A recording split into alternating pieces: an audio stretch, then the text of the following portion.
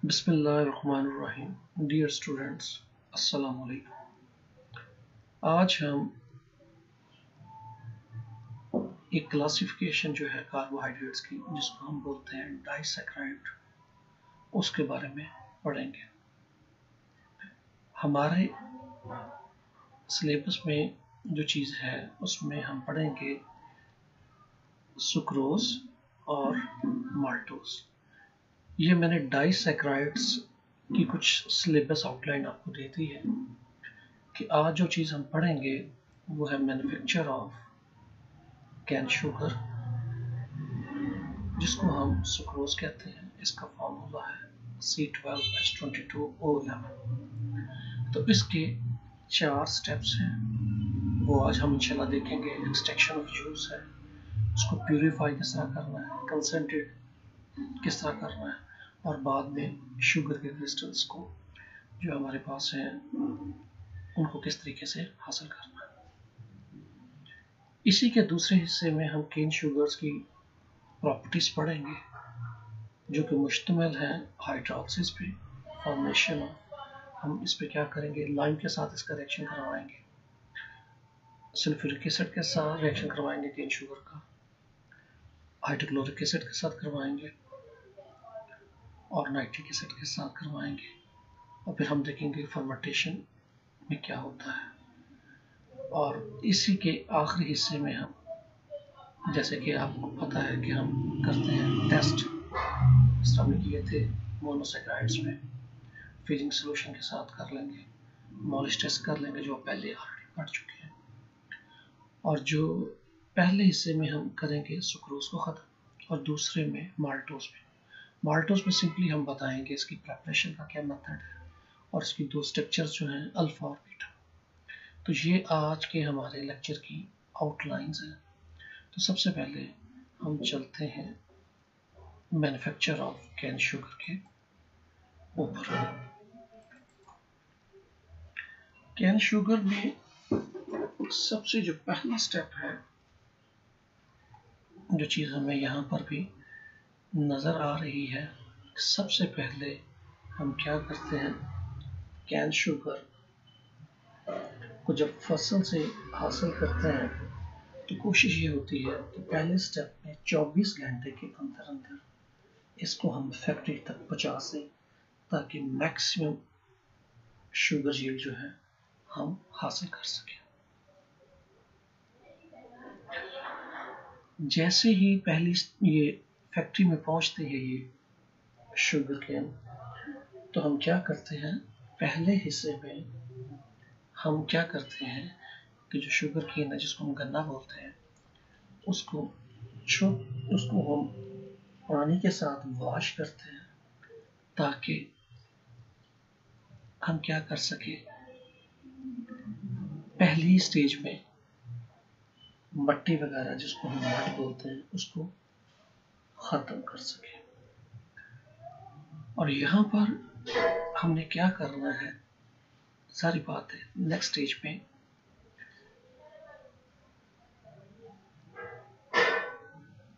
गन्ने के छोटे छोटे हिस्से कर देते हैं, ताकि उसका जूस निकालने में हमें आसानी हो। जो जूस हमारे पास हासिल होता है वो हमारे पास तकरीबन 93% जूस जो है वो हासिल हो जाता है। और जहाँ पर हमारे पास, अगर आप देखें, जब जूस निकल जाएगा तो नीचे वो फोक सा जो रह जाएगा उसको हम विकास बोलते हैं, और उसकी मदद से हम क्या करते हैं, इलेक्ट्रिसिटी पैदा कर सकते हैं। अब हमारे पास पहली स्टेज में क्या हो गया कि हमने जूस यहाँ पर हासिल कर लिया है, और जो विकास है उसको सेपरेट कर दिया है। ये देखें, जिस तरह आपको ये नज़र आ रहा है यहाँ पर, ये हमारे पास जूस हासिल हो गया। ये विकास स्टोरेज टैंक है, जो फोक बच जाता है हमारे पास जूस निकालने के बाद, उसको हमने सेपरेट कर दिया। और यहाँ पर ये आपको नज़र आ रहा है बॉयलर स्टेशन। तो इट मीन्स ये जो विकास है इसकी मदद से हम इलेक्ट्रिसिटी को पैदा कर सकते हैं। अब हमारे पास जो नया मरला है उसमें हमने क्या करना है, जूस को प्यूरिफाई भी करना है और उससे हमने शुगर के क्रिस्टल्स भी बनाने हैं।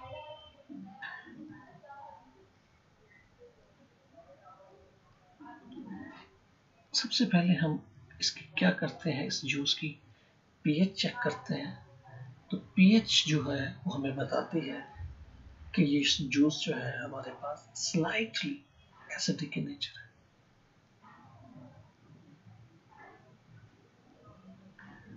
और ये एसिडिटी क्या करती है, इस एसिडिटी की वजह से हमारे पास शुगर की मिकदार में कमी आ सकती है ड्यू टू हाइड्रोलिसिस। तो हम क्या करते हैं, इस स्टेज पे क्या करेंगे कि इस एसिडिटी को खत्म करने के लिए इसमें हम लाइम कैल्शियम हाइड्रोक्साइड का सॉल्यूशन ऐड करेंगे।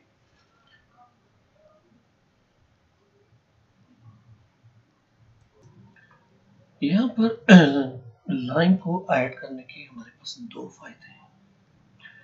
पहला जो फायदा है वो ये है कि ये इम्प्योरिटीज को रिमूव कर देगा, और दूसरा जो हमारे पास फायदा ये है कि ये न्यूट्रलाइजेशन कर देगा जूस की।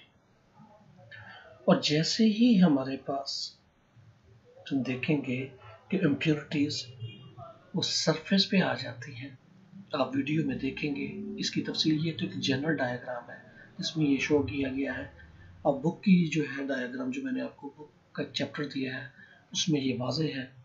यहाँ पर एक जनरल सी डायग्राम जो है वो शो की गई है। तो इसमें हम क्या करते हैं कि जैसे ही हम इसमें लाइम डालते हैं तो उसके दो काम हैं। पहला काम तो ये वो न्यूट्रलाइजेशन कर देगा जूस की, और दूसरा इम्प्योरिटीज को रिमूव कर देगा, और जो इम्प्योरिटीज हैं वो सरफेस पे आ जाएंगी। तो यहाँ पर हम ये देखते हैं कि अ लिटिल बिट जो हमारा जूस है वो क्या हो जाता है, बेसिक हो जाता है। हमने इसको क्या करना है, न्यूट्रलाइज करना है। जैसा कि आप यहाँ पर देख सकते हैं,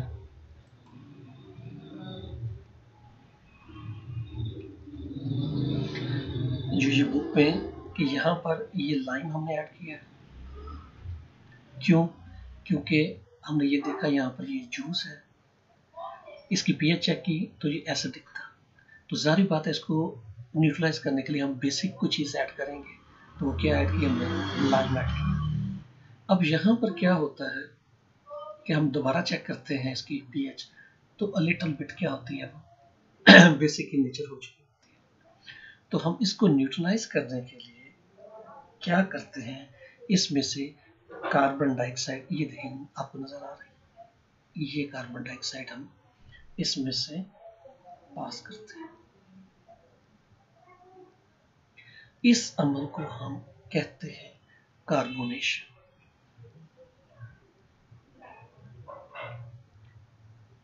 अगले स्टेप में हम क्या करते हैं, इस जूस में से सल्फर डाइऑक्साइड को पास करते हैं। इसका बेसिक फंक्शन क्या होता है सल्फर डाइऑक्साइड का पास करने का, ताकि जो थोड़े बहुत ट्रेसेस रह गए हैं उनको हम क्या कर सकें, रिमूव कर सकें। इस अमल को हम सल्फोनेशन का नाम देते हैं। ये जो हमारे पास प्रेसिपिटेट बनते हैं कार्बोनेशन में,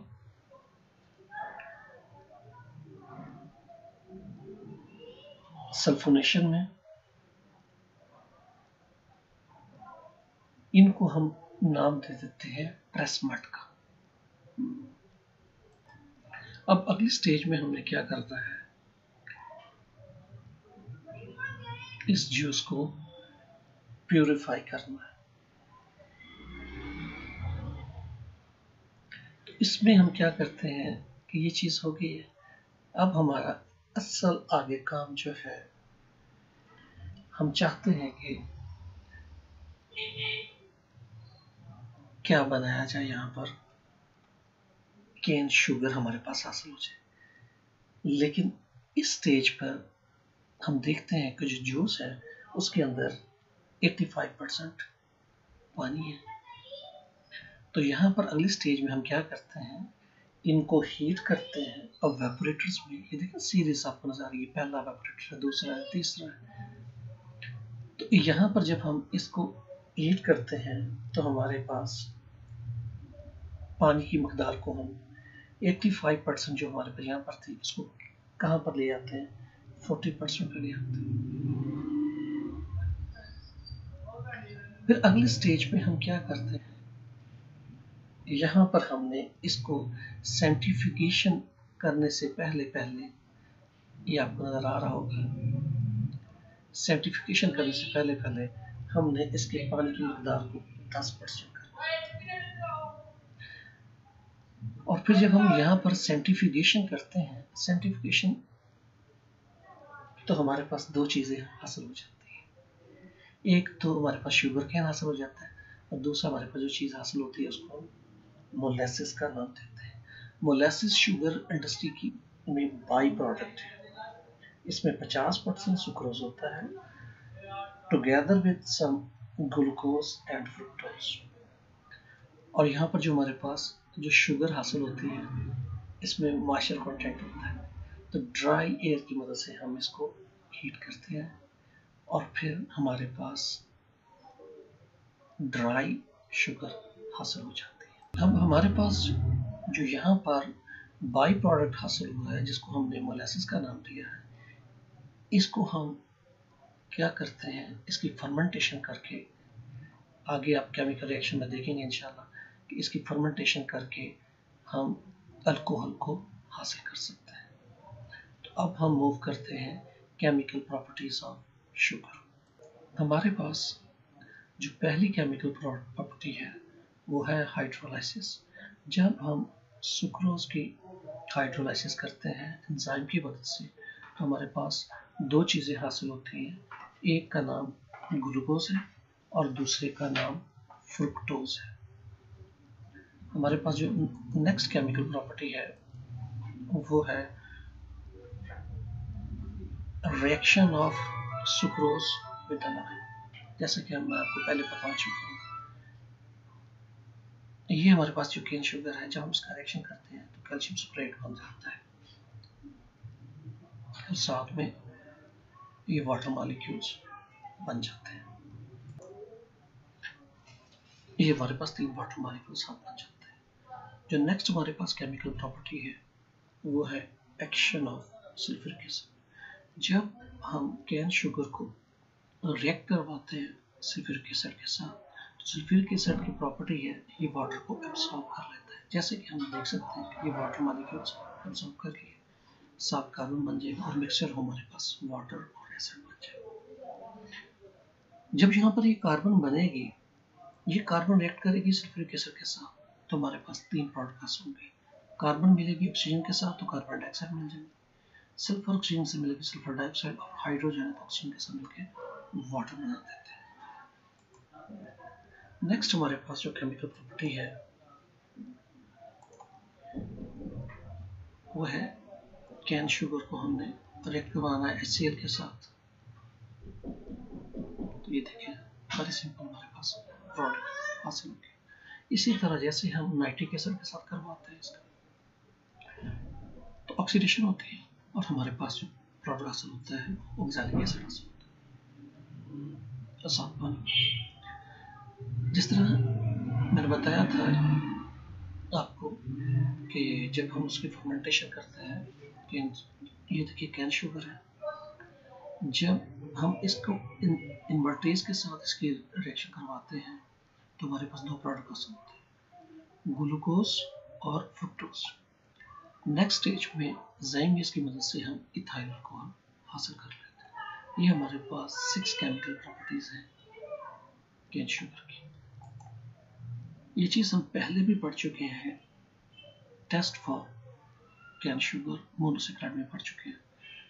पहला टेस्ट जो है नॉलेज टेस्ट है, जिसके प्रोसीजर से आप पहले ही आगाह है कि हम सुक्रोज लेते हैं, मॉलिश रीजेंट लिया, उसको मिक्स किया, उसके बाद उसमें along the walls of the test tube हमने 1 या 2 ml में कंसंट्रेटेड डाले। तो हमने ये देखा ऑब्जर्वेशन में रेड वायलेट रिंग जो बन जाता है दो लिक्विड्स के दरमियान। तो ये चीज़ ज़ाहिर करती है सुक्रोज से कार्बोहाइड्रेट। जो दूसरा टेस्ट हमारे पास है उसको फिलिंग सोल्यूशन टेस्ट कहते हैं।